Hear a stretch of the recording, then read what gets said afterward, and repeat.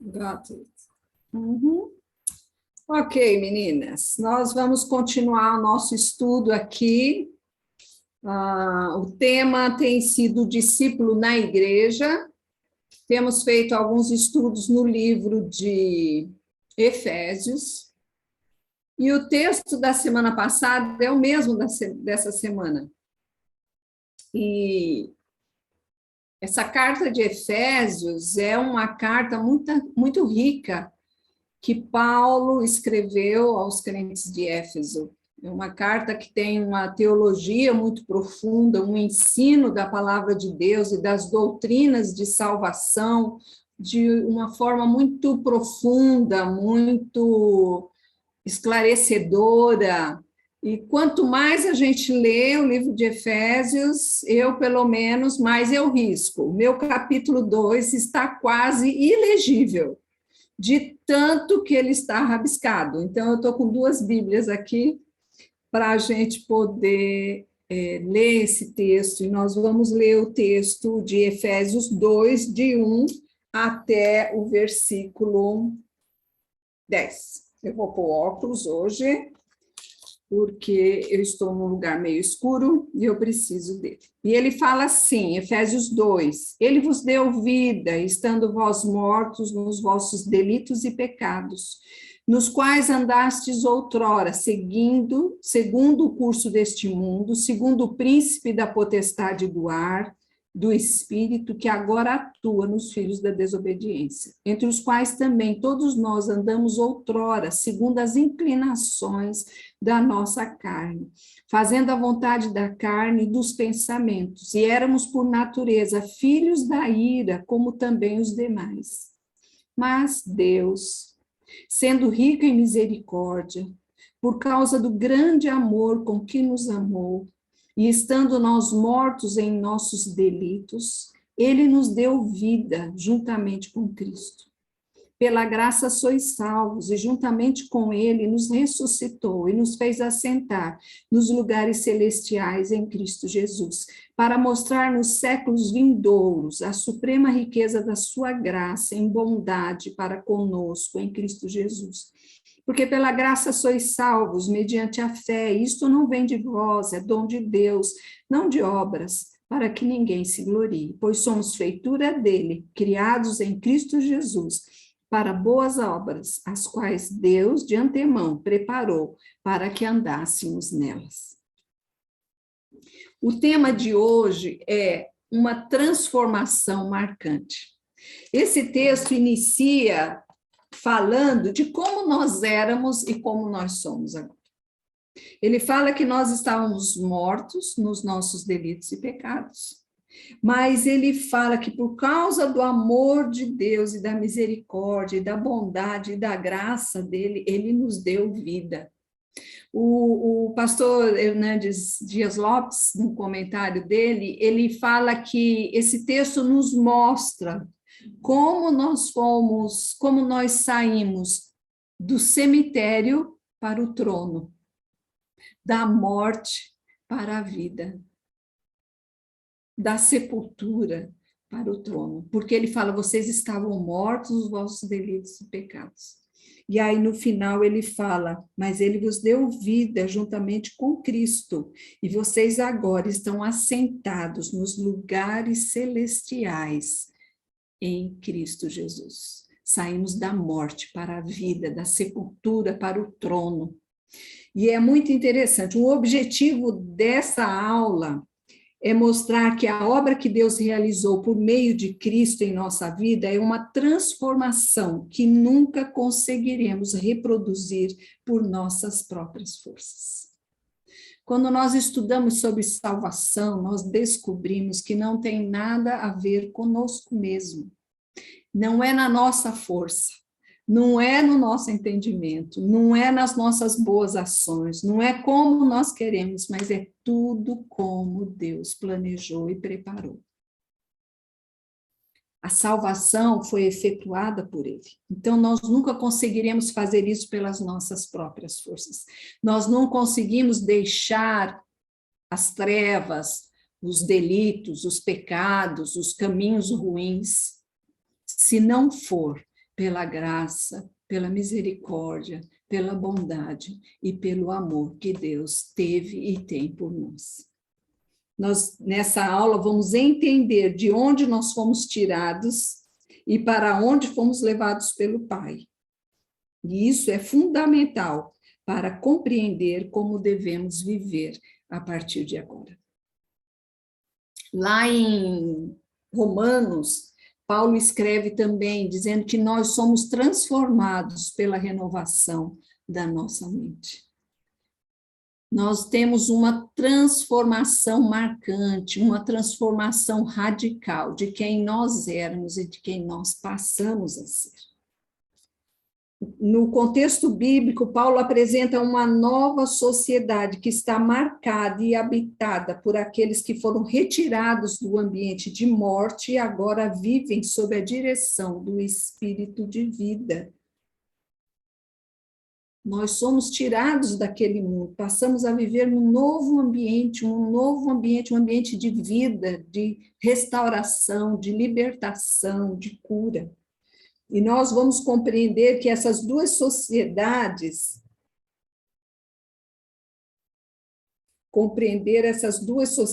é fundamental para saber como devemos viver e contra o que nós estamos lutando.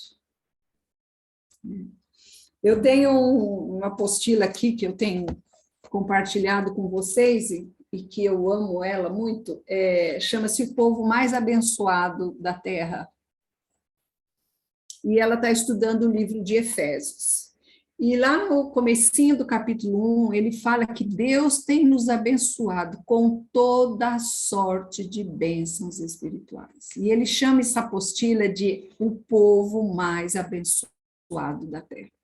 E uma das lições ele chama que a origem de todas as bênçãos espirituais, depois ele fala a bênção do conhecimento espiritual. Paulo ora pelos Efésios para que eles fossem iluminados no entendimento, para que eles crescessem no conhecimento das verdades celestiais.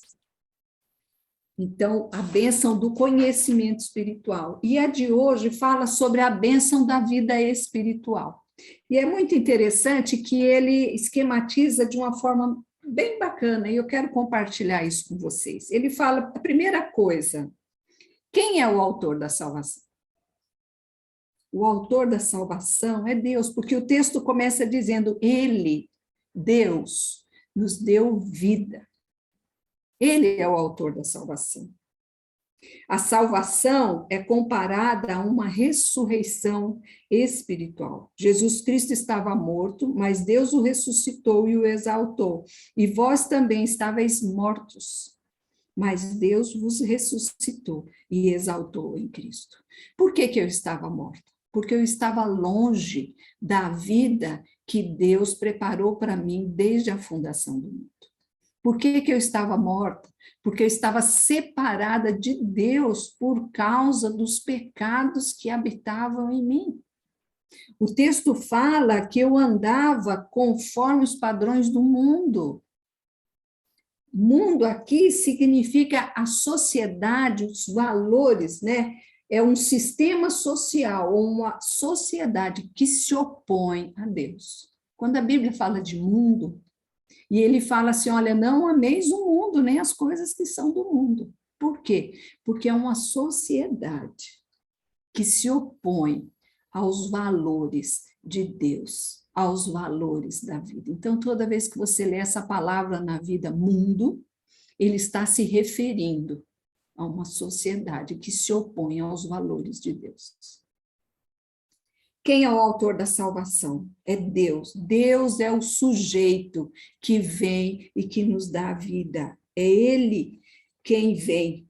O homem é passivo, apenas se beneficia da atuação divina.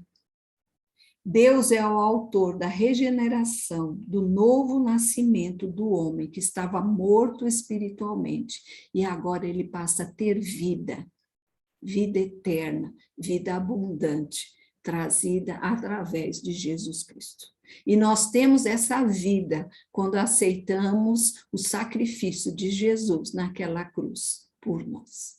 Nós estávamos separados de Deus, mas através de Jesus, nós somos unidos a Deus novamente. Então, quem é o autor da salvação? É Deus. É Ele que nos dá a vida. Quem é o objeto da salvação? Somos nós.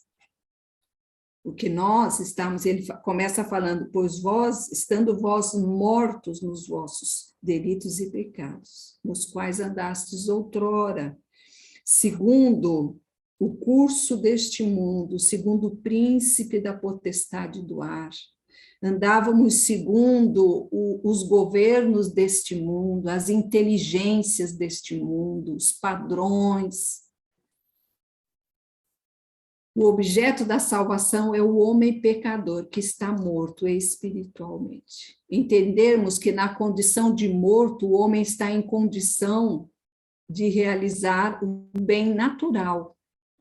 Não que a gente não vai encontrar uma pessoa que não conhece a Jesus, que não seja boa moralmente, que tenha atos de bondade, mas ele está distante daquele padrão que Deus criou para ele. O problema é que tudo isso brota de um coração orgulhoso, que não pratica tais coisas para a glória de Deus, ou como resultado da sua fé. Estar morto espiritualmente é ser um cadáver espiritual, isto é, impossibilitado de buscar e adorar a Deus e de responder a qualquer estímulo espiritual. Lá no começo de Romanos fala assim, não há justo, nem sequer um.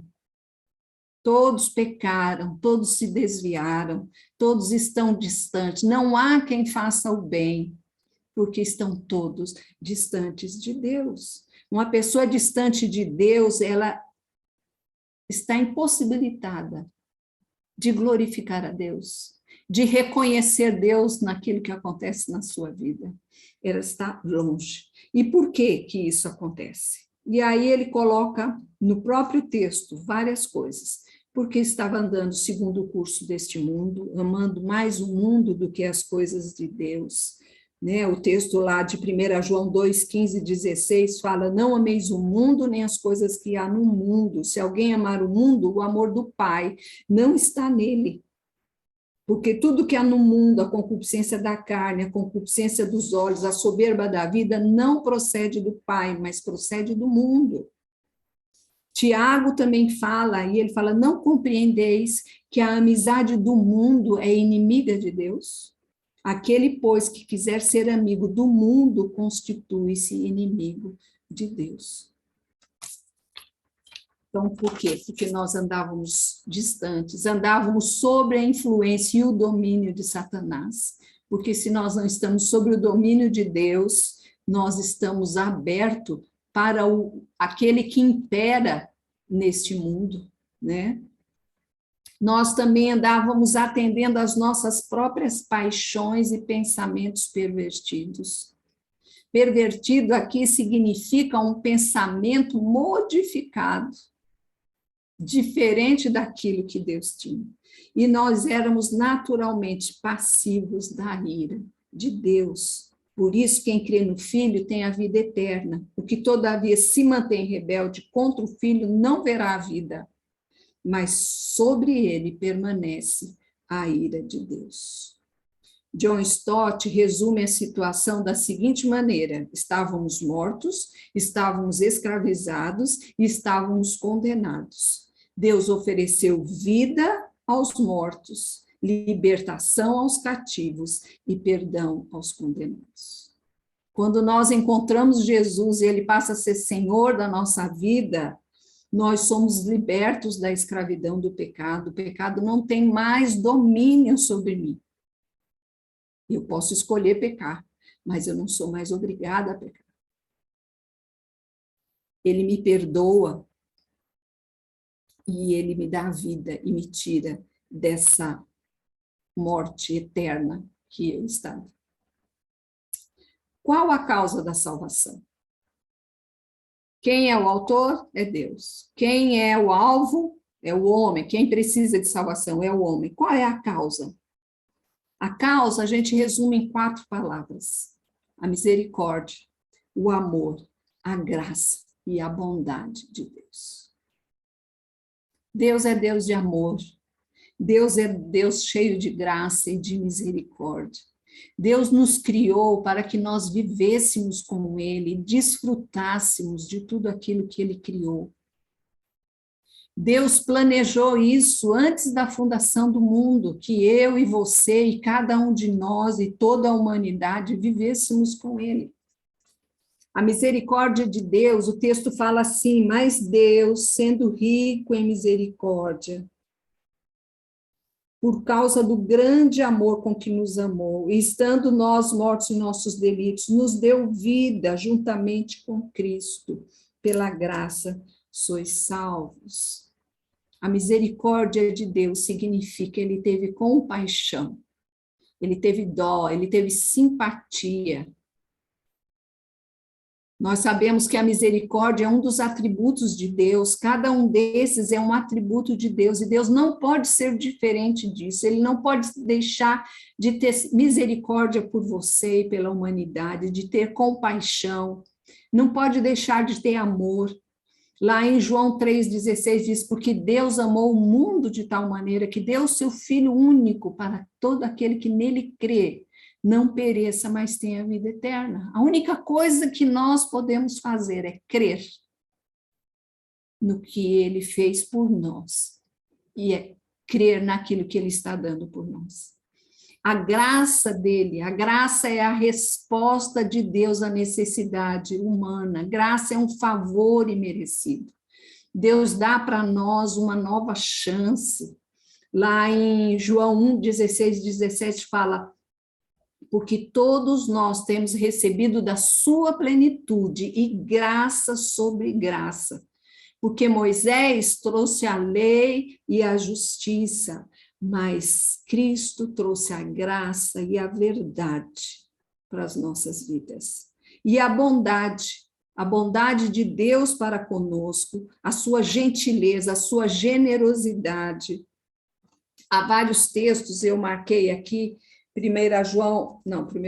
Mateus, ele fala assim, olha, vendo ele as multidões, compadeceu-se delas, porque estavam aflitas e exaustas, como ovelhas que não têm pastor. É o seu amor, a sua compaixão, a sua misericórdia. No 14:14 de Mateus, fala assim, olha, desembarcando, viu Jesus uma grande multidão, compadeceu-se dela e curou os seus enfermos.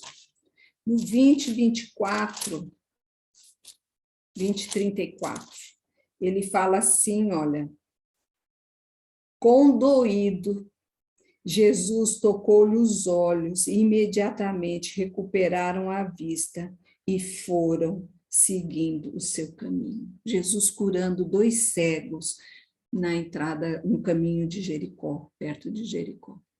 Ele se compadece, ele ama, ele derrama sobre as nossas vidas a sua bondade, um presente que nós não merecemos através da sua graça, e a sua misericórdia, ele não nos trata como nós deveríamos ser tratados.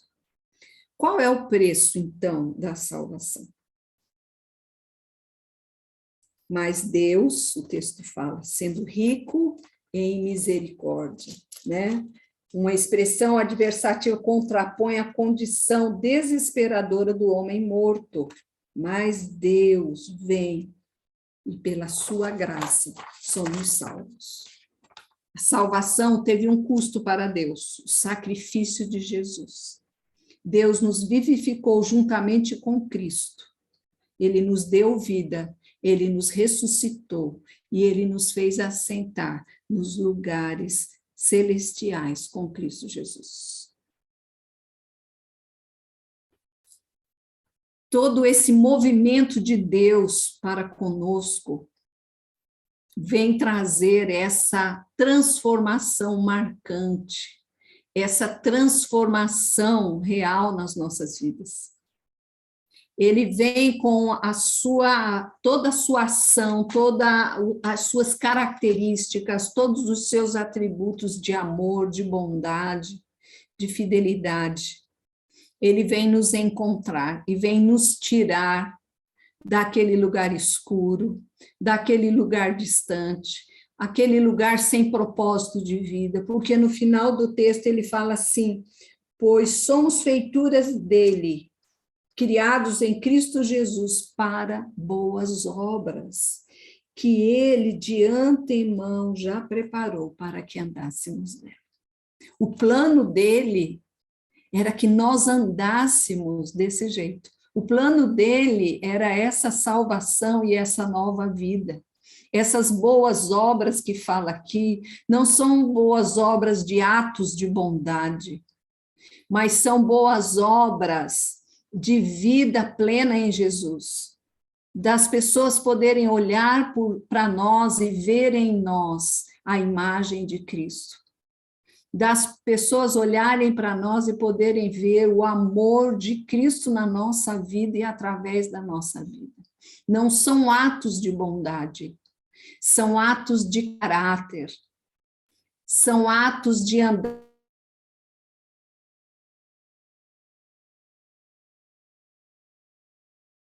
Mas a vereda do justo, o caminho do justo é como a luz da aurora, que vai brilhando mais e mais até ser dia perfeito.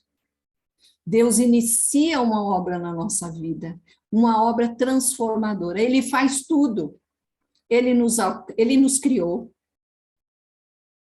Ele preparou as obras que ele queria que nós andássemos dela antes da fundação do mundo. Ele já tinha na mente dele tudo que ele queria para a nossa vida.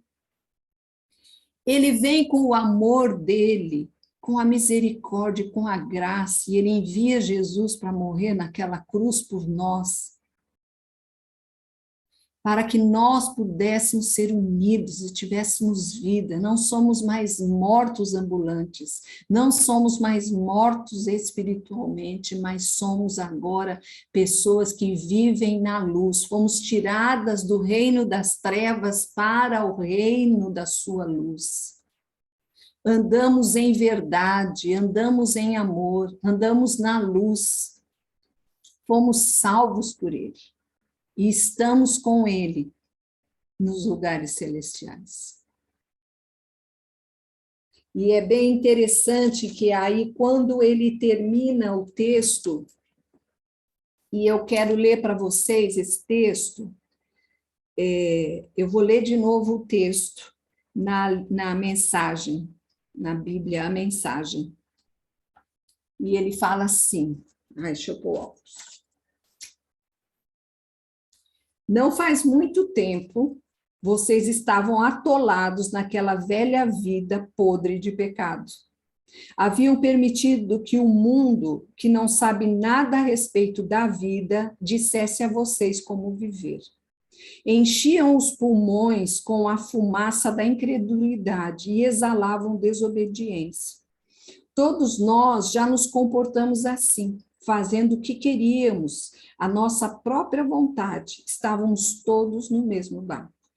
Graças a Deus, ele não perdeu a paciência, nem nos exterminou. Em vez disso, com sua imensa misericórdia e seu amor extravagante, ele nos abraçou. Tirou-nos da nossa vida presa pelo pecado e nos fez vivos em Cristo. Fez tudo isso por conta própria, sem qualquer ajuda da nossa parte. Ele nos tomou para si e nos concedeu um lugar nos céus, na companhia de Jesus, o Messias. Não é demais? Agora Deus nos tem onde sempre quis. Tanto nesse mundo como no próximo, ele quis derramar sobre nós a graça e bondade em Cristo Jesus. A salvação foi ideia e obra dele. Nossa parte em tudo isso é apenas confiar nele o bastante para permitir que ele haja em nossa vida. É um imenso presente de Deus. Não somos protagonistas nessa história. Se fosse o caso, andaríamos por aí nos vangloriando do que fizemos. Não, nada fizemos, nem nos salvamos a nós mesmos. Deus faz tudo e nos salva. Ele criou cada um de nós por meio de Cristo Jesus. E a Ele nos unimos nessa obra grandiosa, a boa obra que Ele deseja que executemos e que faremos bem em realizar. Não é lindo?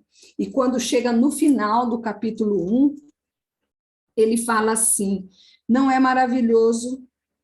Vocês já não vivem andando sem destino como exilados. Este reino de fé agora é a casa de vocês, a sua própria terra. Não são mais estrangeiros, nem gente de fora. Vocês pertencem ao reino com todos os direitos que o nome cristão permite. Deus está construindo uma casa e nela ele usa todos, independentemente de como chegamos aqui. Ele usou os apóstolos e os profetas como fundação. Agora usa vocês, colocando-os como que pedra por pedra, um santo templo construído por Deus, todos nós nele incluídos, um templo onde Deus está de fato em casa. Deus está construindo através da minha vida, da sua vida, e nos juntando todas nós nessa construção para construir um templo onde ele habita.